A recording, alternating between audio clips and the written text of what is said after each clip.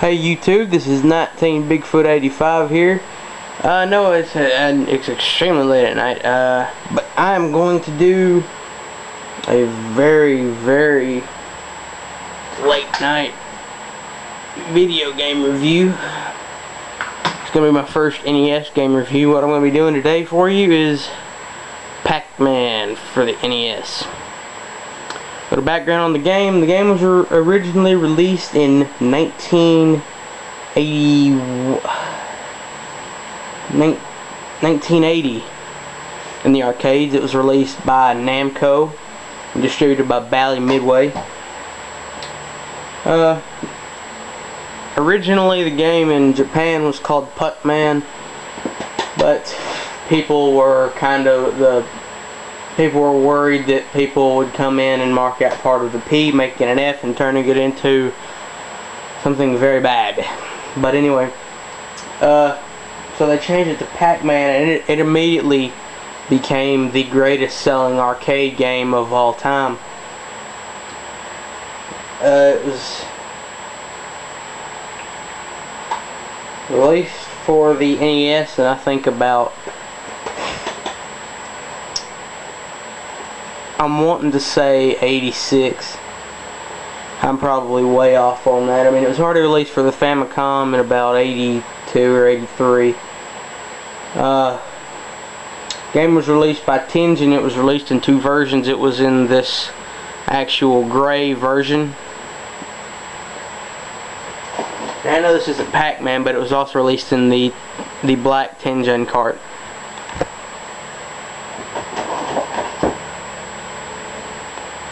But anyway, the game's pretty simple. You are Pac-Man, you run around a maze avoiding ghost-eating dots, Pac dots. Scoring, you get 10 points apiece. Power pellets, you get 50 points. When you eat the power pellet, it then gives you the ability to eat the ghosts. Okay, I'm going to put this in my NES. So.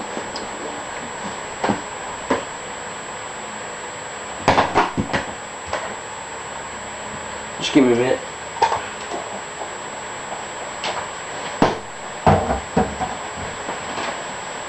I'll put my NES up and my way to turn it up.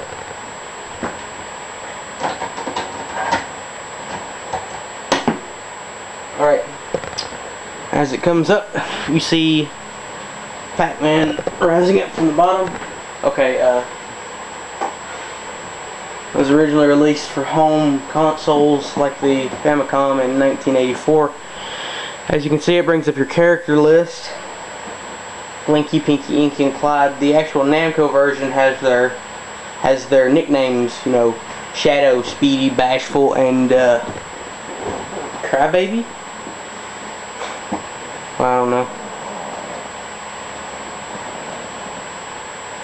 I don't know what's up with the demo screen, but it stopped moving right after it started. But as you see, they changed it. They kept, instead of it having the board in the middle and the scoring up top, they did like a lot of arcade ports at the time for the NES. They just took the, well, except with the exception of Xevious, they put the board on one side and the scoring on the other, and it loops back around to the Pac-Man original screen. Now I'm going to start the game.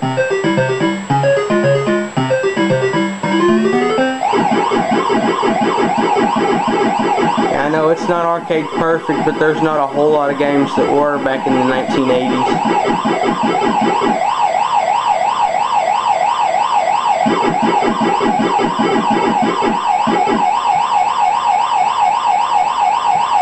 If you avoid the ghosts, oh, and when that little thing pops in the middle of the screen, eat it, it gives you bonus points, and that bonus points changes with every stage. You eat the power pellet and you run after the ghosts. You eat them for a whole lot of bonus points. Now, if you eat all 4 ghosts in succession before the power pellet wears off, it will give you a 3,000 point bonus to what you already have.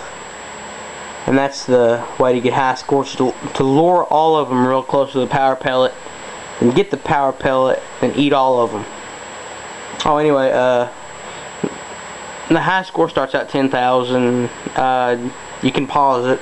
It's got 2 lives, or it starts you out with 3 lives, but at 10,000, of course, we all know he gets an extra life. But here we go again.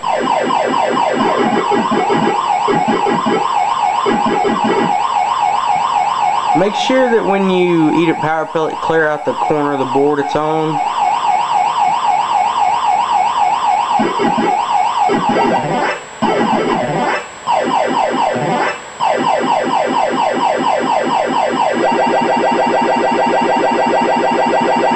Well, I missed the 4th ghost that time. Ah, crap, they caught me. And he does the whole dying thing, and it's over. Not over, but I mean, there's not a whole lot. There's not a whole lot more to say. I mean, there's not a whole lot to say. I mean, it's a pretty good translation of the game. It's not perfect, but like I said, there weren't too many perfect arcade ports on home consoles, except for Frogger on the Sega Genesis, which I do not have. I've got Genesis, I just don't have Frogger. I'm going to try to play through past the 2nd level so you can see the first cutscene. There's 3 different cutscenes.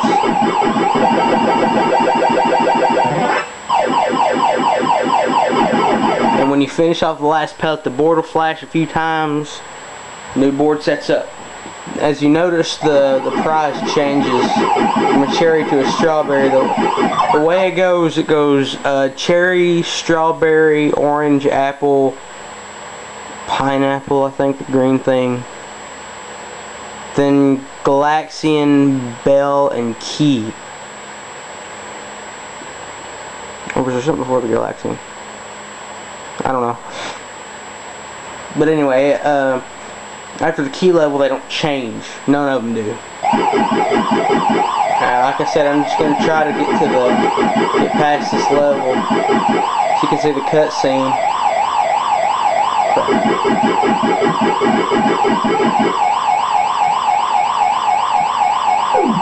See the prize bonus just went up, and I got trapped again. I'm 750 points away from getting the extra life.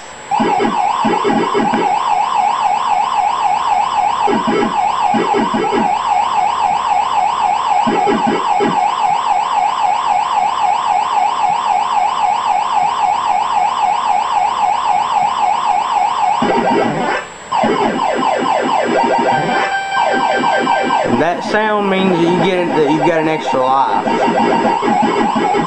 Oh, and Pac-Man really gets a small speed boost when he eats the power pellet. And then get the bonus again.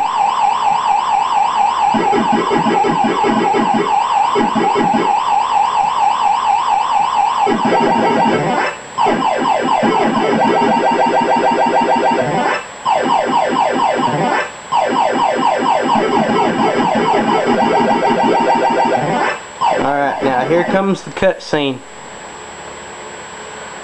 Looks like Pac-Man's in trouble with Blinky. They go off screen. You see Blinky running scared. You see, holy crap! But, you know, this goes on for dang near forever. It doesn't change. At the first Apple level, you get a big speed boost, and by the time you get to the first key level, you'll be moving extremely fast. But other than that, it's pretty simple. Alright, we're done here. I gotta get my thoughts together. I may do the next review tonight. But anyway, this is 19 Bigfoot 85. I'll see you later.